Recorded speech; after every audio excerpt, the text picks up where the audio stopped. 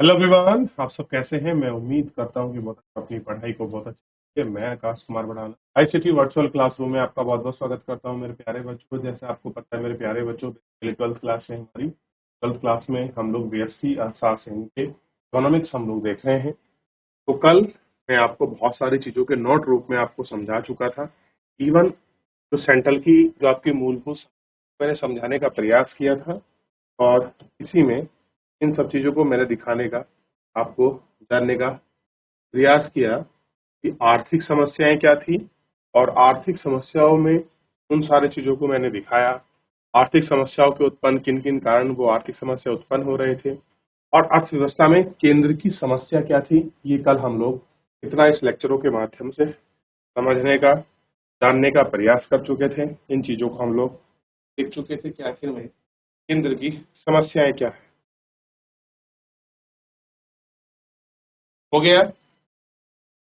अब हमें तो देख लिया, सीमा की बात को मैं बाद में समझाऊंगा। आर्थिक क्रियाकलाप और केंद्रीय वित्त योजना है। इससे पहले हम थोड़ा बाजार के विषय।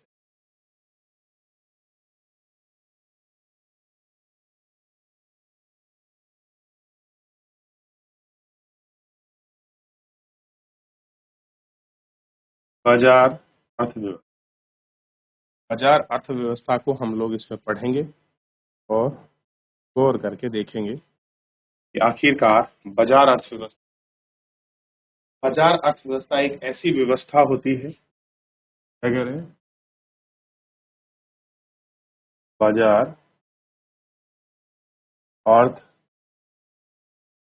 अर्थव्यवस्था एक ऐसी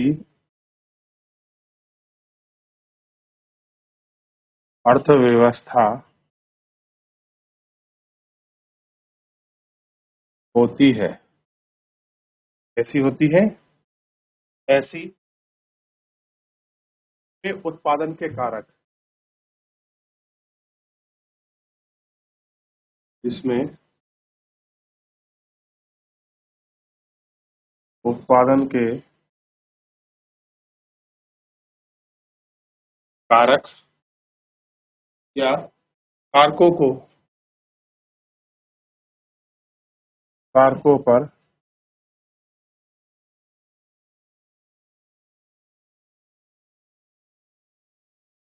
निजी तौर पर, कारकों पर निजी तौर पर स्वामित्व होता है।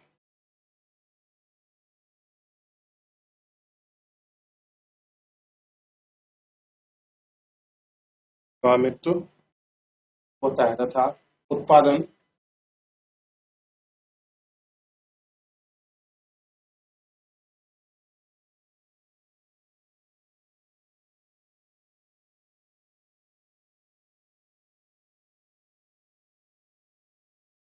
क्या होता है? उत्पादन लाभ अर्जन का उद्देश्य, लाभ अर्जन का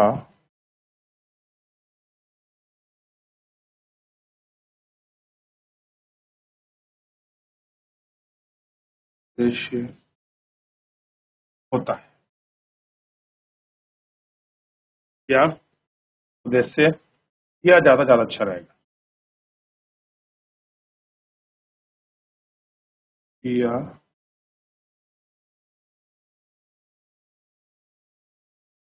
ऐसी अर्थव्यवस्था,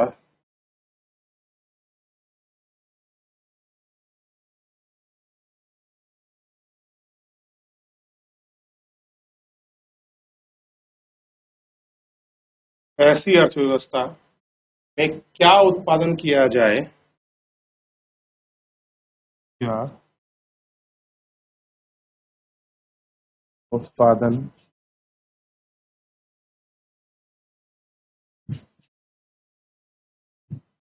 किया जाए,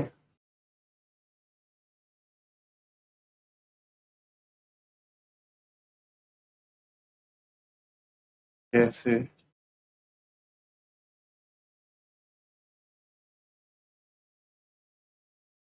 उत्पादन किया जाए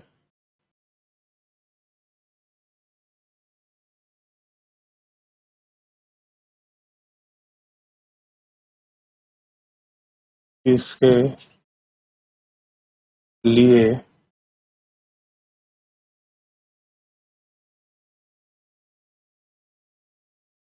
उत्पादन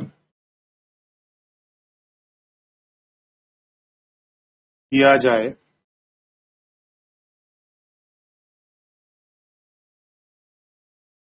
इन सारी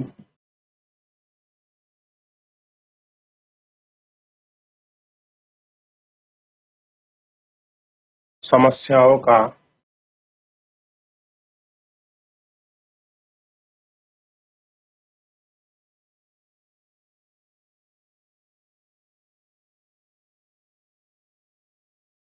समाधान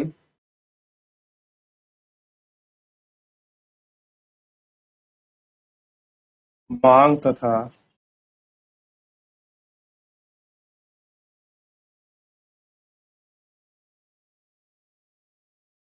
पूर्ति मांग तथा पूर्ति के अनुसार होगा, आधार पर होगा। मांग तथा पूर्ति पूर्ति के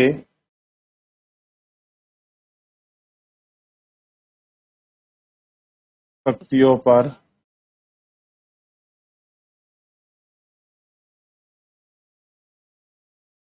निर्भर इन सब चीजों पर निर्भर करता है। देखिए, इसके बाद आगे बढ़ेंगे और इसी में आगे बढ़ते हुए के बाद हम जो देखें तो आपको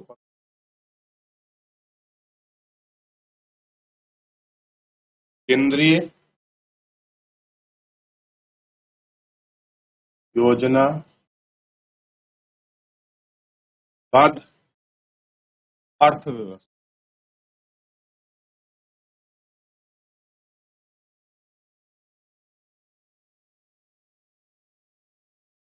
ठीक है, ये हमको देखना है।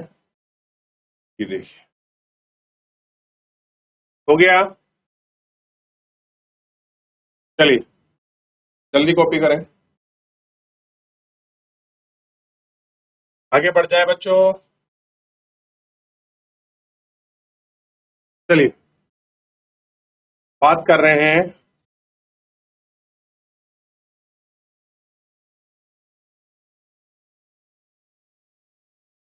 केंद्रीय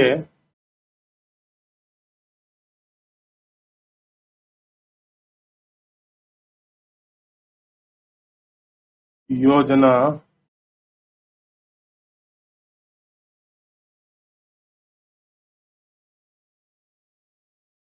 योजनाबद्ध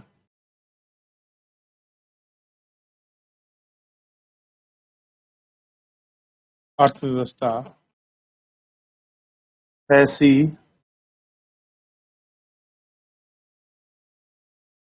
अर्थव्यवस्था होती है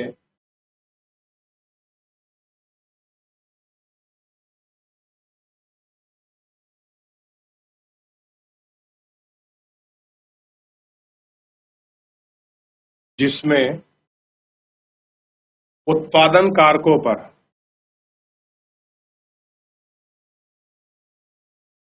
उत्पादन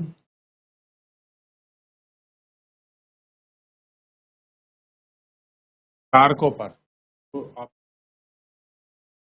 कारकों पर सरकार का स्वामित्व होता है।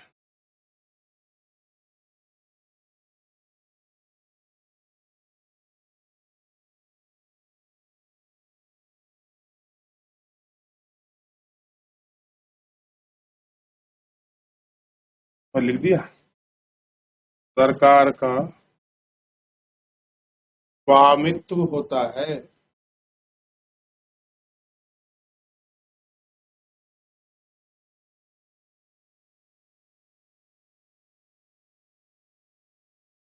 क्या होता है? तथा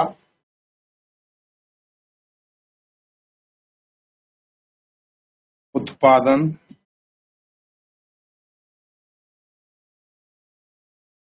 सामाजिक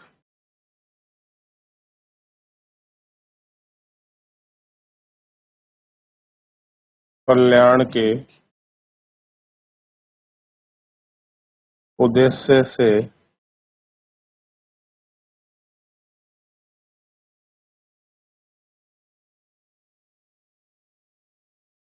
किया जाए।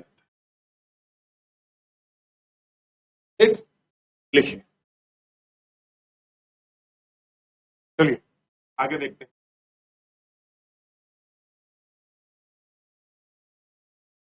ऐसी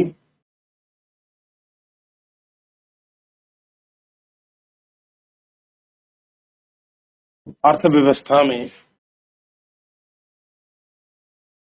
क्या उत्पादन किया जाए और कैसे उत्पादन किया जाए? क्या उत्पादन किया जाए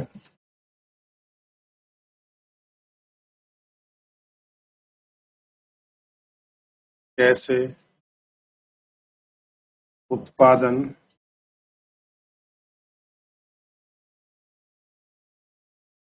किया जाए?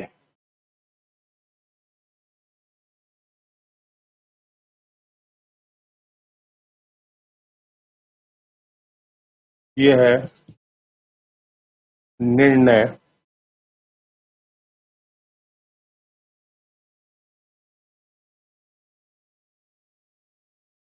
निर्णय लेना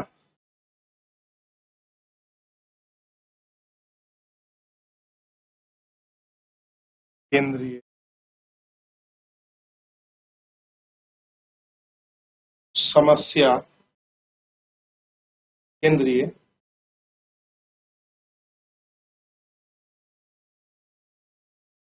सत्ता द्वारा लिया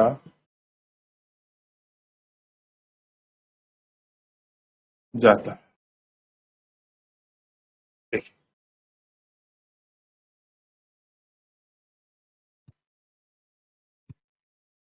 चलिए हो गया। चलिए, तो अब है केंद्रीकृत योजनाबद्ध। केंद्रीय योजना के अंदर मेन अभी पढ़ा है कि केंद्रीय सत्ता अर्थव्यवस्था के सभी केंद्रीकृत महत्वपूर्ण क्रियाकलाप की योजना बनाती है। वस्तु सेवा के उत्पादन, क्या प्रोडक्शन होगा, क्या उसको विनियमन होगा, और उपभोग संबंधी जो है निर्णय सरकार द्वारा लिए जाते हैं।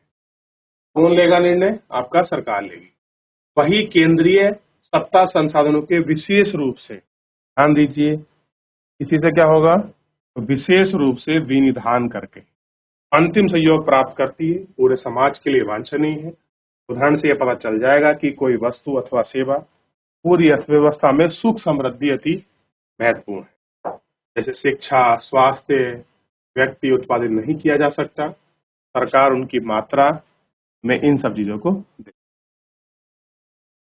ठीक है। दूसरे परिप्रेक्ष्य में कुछ लोगों को अर्थव्यवस्था में उत्पादित वस्तु और सेवा का अंतिम मिश्रण कम अंश प्राप्त हुआ है। लाभ पर जाएंगे, केंद्रीय सत्ता की हस्तक्षेप करके भी वस्तु और सेवा का मिश्रण में कार्य करते। ठीक, इसमें बाजार अर्थव्यवस्थाएं आपको दिखाई देंगी। ठीक, लेकिन योजनाबद्ध अर्थव्यवस्था के विपरीत बाजार अर्थव्यवस्था में सभी आर्थिक क्रियाकलाप का निर्धारण बाजार की स्थिति के अनुसार होता है। अर्थव्यवस्था के अनुसार बाजार ऐसे संस्थान हैं जो क्या है, अभी मैंने पढ़ा दिया है बाजार पहले आपको, आर्थिक क्रियाओं के अनुसार करने वाले व्यक्ति व निर्बाध तरीके से प्रदान करती है। दूसरे शब्दों में बाजार क्या है? ध्यान दीजिए, एक ऐसा समुच्चय है जहां आर्थिक अभिकर्ता मुक्त रूप से धन और अपने उत्पाद को परस्पर निर्बाध आदान प्रदान करते हैं। और ध्यान देने महत्वपूर्ण बात यह है कि बाजार शब्द का प्रयोग उस उपरोक्त से भिन्न है जैसा कि हम आमतौर पर समझते हैं। हम बाजार सोचते हैं ना, जो खुला बाजार है, सब्जी बिक रही है, सामान बिक रहा है, ऐसा नहीं है।